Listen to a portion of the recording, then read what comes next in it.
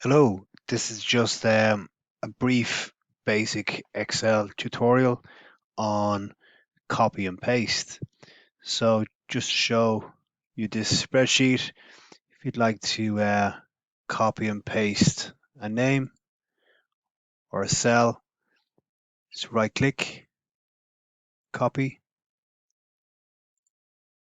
click on another cell, right click, paste.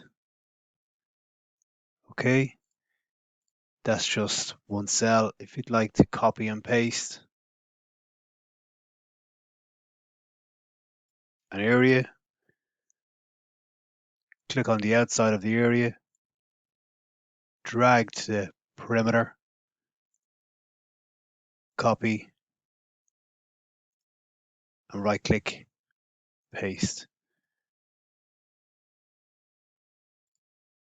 Just to show you that again, click on a cell, drag while pressing the left hand side of your mouse, let go, press right click,